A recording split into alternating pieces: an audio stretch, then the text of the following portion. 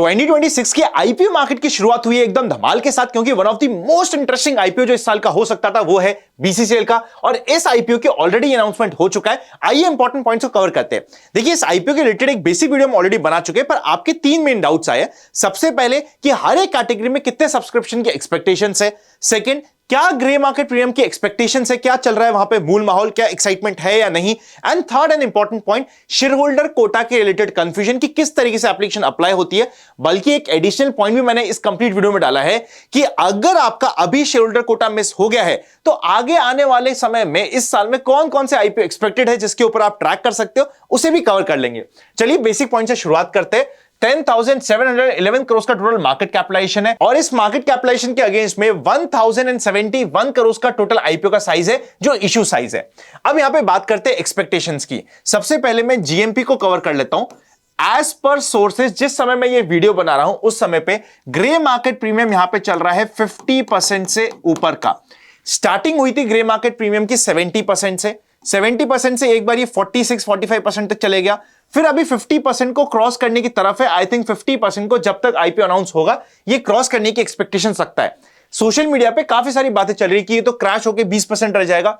देखो, अगर equity market में एकदम बड़ा करेक्शन आ गया तो ऑब्वियसली ये क्रैश कर सकता है, पर अभी तक जितनी अपडेट्स मिल रही है बहुत अच्छा रिस्पांस यहां पे मिल रहा है, तो 50% का एक हेल्दी ग्रे मार्केट प्रीमियम होता है। अब ग्रे मार्केट प्रीमियम जिनको नहीं पता वो बता दूं कि यहां पे ये एक्सपेक्टेशंस लगा रखी है कि लिस्टिंग के ऊपर 50% का गेन हो सकता है। ये ऑपरेटर सट्टा मार्केट में as per news articles updates और जो इंफॉर्मेशन मिल रही है उसके अकॉर्डिंग ये चल रहा है। मतलब 50% के लिस्टिंग इनकी एक्सपेक्टेशंस है, बल्कि लोग यहां पे एप्लीकेशंस बेच रहे हैं कि अगर मुझे अलॉटमेंट मिल गया तो 50% का गेन मेरा परफेक्टली बुक हो गया, ये मैंने पहले से एप्लीकेशंस बेच दी। मतलब इस तरीके की ट्रेड चल रही है।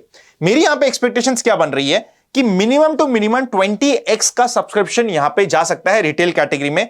रिटेल कैटेगरी में अगर आपको अप्लाई करना है तो सिर्फ 13,800 रुपीज की एप्लीकेशन अप्लाई करनी है। इसके ऊपर अप्लाई करने का कोई सेंस नहीं होता।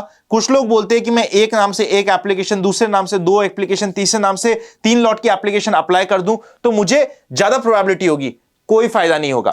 अगर रिटेल कैटेगरी जैसे ही वन टाइम ओवर सब्सक्राइब होता है, आप कितना भी अप्लाई करें, चाहे आप 10 लॉट के लिए अप्लाई कर दीजिए, कंसीडर सिर्फ वो एक लॉट ही होगा। इस चीज को ध्यान रखिएगा। इससे जो मिनिमम एप्लीकेशन होती है 13,800 रुपीज की, वो आपको अप्लाई करनी होती है अगर रिटेल कैटेगरी करनी है। और 20x सब्सक्राइब होने का मतलब यह है कि हर 20 में से एक आदमी को अलॉटमेंट मिलने की यहां पर प्रोबेबिलिटी होगी। एक्चुअल फिगर क्या आता है, जैसे अलॉटमेंट के लिए खुलेगा, लोग सब्सक्राइब करना स्टार्ट करेंगे, तब हमें आइडिया लगेगा। स्मॉल एचएनआई में कोई बड़ी बात नहीं है। अगर आपको अप्लाई करना है तो 2,07,000 रुपए की एप्लीकेशन ही होती है जो अप्लाई करना है। इसके अलावा 4 लाख, 5 लाख, 6 लाख, 10 लाख की एप्लीकेशन का कोई यूज नहीं होता है। सब जगह आपकी मिनिमम जो साइज होगा वही कंसिडर होगा अगर ओवर सब्सक्राइब हो गया। एंड आई एम एक्सपेक्टिंग कि 125 टाइम्स ओवर सब्सक्राइब हो सकता है। मतलब यहां पे हर 125 में से एक आदमी को अलॉटमेंट मिलने की प्रोबेबिलिटी हो सकती है अगर ये 125 टाइम्स पहुंचा तो।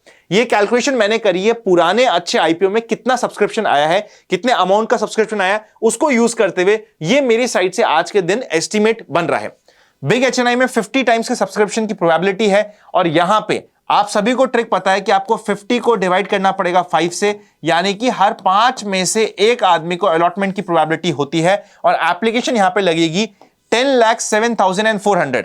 ये ऑन दी लोअर साइड में बोल रहा हूं, इसको क्रॉस करने की भी प्रोबेबिलिटी काफी हाई है, पर यहां पे सबसे ज्यादा अलॉटमेंट मिलने के चांसेस है, और सेकंड चांसेस है शेयर होल्डर कोटा में अलॉटमेंट मिलने के। इवन अगर आपके पास पैसा कम है तब भी आप शेयर होल्डर कोटा में पूरा 1,93,200 की मैक्सिमम एप्लीकेशन अप्लाई कर सकते हो। 40 टाइम्स के आसपास के ओवर सब्सक्रिप्शन की मैक्सिमम एक्सपेक्टेशंस है, तो भी यहां पे अच्छा अलॉटमेंट मिलने के चांसेस होते हैं, specially as compare to small HNI. देखिए, अमाउंट वाइज ऑलमोस्ट ये इक्वल टू स्मॉल एचएनआई ही है, पर यहां पे सब्सक्रिप्शन ज्यादा लगता है। ऑल्सो कुछ लोग ये बोल रहे हैं कि शेयर होल्डर कोटा में भी मैं रिटेल के जैसे 13,800 की एप्लीकेशन लगा देता हूं, बाकी सब कंसिडर नहीं होगा। ऐसा नहीं है। शेयर होल्डर कोटा में आपको मैक्सिमम अमाउंट की एप्लीकेशन लगानी होती है। आई एम वेरी श्योर आपको पता है ऐसा क्यों होता है। अगर नहीं पता, रादर जिनको पता है वो कमेंट कर दो, नहीं पता उनके लिए मैं अगले वीडियो में कवर कर दूंगा। पर अगर आपको पता है कि शेयर होल्डर कोटा में आपको मिनिमम 13,800 की नहीं बल्कि रिटेल की जो मैक्सिमम एप्लीकेशन होती है, यानी कि 1,93,200 रुपीज, इसकी एप्लीकेशन लगानी होती है, इसका कारण मुझे कमेंट में बता दीजिएगा। चलिए अब नेक्स्ट पे चलते हैं कि क्या बनता है कॉम्बिनेशन। शेयर होल्डर कोटा के लिए आप तभी अप्लाई कर सकते हो जब आपके पास कट ऑफ डेट से पहले पहले एक शेयर था, वो भी किसका? कोल इंडिया का, जो इनकी पेरेंट कंपनी है। आप में से कुछ लोग बोलेंगे भाई हमें नहीं पता, तो आप हमारा open for all free Telegram channel, जिसका लिंक डिस्क्रिप्शन में है, उसको जाके ज्वाइन कर लीजिएगा। वहां पे मैंने कई बार अपडेट किया था कि भैया बीसीसीएल के आईपीओ में शेयर होल्डर कोटा होगा, और वहां पे होगा तो कौन सी प्राइमरी कंपनी होगी, पेरेंट कंपनी होगी, सब कवर किया है। अगर आपके पास शेयर है, देखिए अगर आपके पास शेयर नहीं है तो ये मत सोचिएगा किसको पता चल रहा है, मैं तो ऐसे ही लगा देता हूं, ये सब यहां पे मस्ती मत करिएगा, सब कुछ ऑनलाइन सिस्टम है। पर अगर है तो आप 2 एप्लीकेशन लगा सकते हो एक ही नाम से, मतलब एक होगा पैन कार्ड, एक पैन कार्ड पे आप 2 एप्लीकेशन लगा पाओगे। पहली आप लगाओगे शेयर होल्डर कोटा में, दूसरी आप लगाओगे रिटेल में, स्मॉल एचएनआई में, या फिर बिग एचएनआई में। तीनों में से जो आपको समझ आता है उनमें से एक एप्लीकेशन लगेगी। यहां पे आप तीनों में अप्लाई नहीं कर सकते, इन तीनों में से आपको एक ऑप्शन चूज करना पड़ेगा, और शेयर होल्डर कोटा का एक एप्लीकेशन। तो टोटल आपकी एक नाम से 2 एप्लीकेशन लग जाएगी, अगर आपके पास एक पेरेंट कंपनी का शेयर हुआ तो। बाय द वे, अगर अभी तक आपके पास डीमैट अकाउंट नहीं है तो डिस्क्रिप्शन में लिंक है, आप जाके वहां पे अपना डीमैट अकाउंट ओपन कर सकते हो। और अगर आप ये जानना चाह रहे हो कि भाई हमें तो ये बताओ कि चलो ये तो हमसे मिस हो गया, आगे कौन कौन सी पेरेंट कंपनी है और कौन कौन सी सब्सिडियरी कंपनी है जिसका आईपीओ 2026 में आने की एक्सपेक्टेशंस है। जरूरी नहीं है भाई कि ये आए, मैं तो एक्सपेक्टेड लिस्ट आपको बना रहा हूं, तो ये एक्सपेक्टेड लिस्ट मैंने आपके सामने बना दी है। आप इसका स्क्रीनशॉट ले लीजिए, सेव कर लीजिए, इस वीडियो को ध्यान रखिए, और यहां पे बाद में मत बोलिएगा कि अनंत आपने पहले नहीं बताया। फॉर एग्जाम्पल, हीरो का अगर आपके सामने जो पेरेंट कंपनी है एक शेयर हुआ सिर्फ, तो अगर कभी भी हीरो फिनकॉर्प का आईपीओ आता है तो उसमें आपको शेयर होल्डर कोटा का बेनिफिट मिल जाएगा। ग्रीव्स का अगर एक शेयर हुआ तो ग्रीव्स इलेक्ट्रिक मोबिलिटी का एक शेयर मिल जाएगा।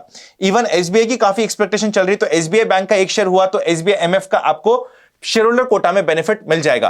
Prestige parent company, prestige hospitality subsidiary company, HDFC bank parent company, HDFC Credila subsidiary company. ये कंप्लीट लिस्ट मैंने आपके लिए बना दिया, आप पूरे लिस्ट को चेकआउट कर सकते हो। मैं एक बार साइड में भी आ जाता हूं, आप देख लीजिए। नए हो चैनल पे तो चैनल को सब्सक्राइब करके जाइएगा, बेल आइकन को क्लिक कर दीजिए, तभी आपको नोटिफिकेशन मिलेगा, और ऐसी रेलेवेंट इंफॉर्मेशन के लिए फॉलो करना मत भूलिए।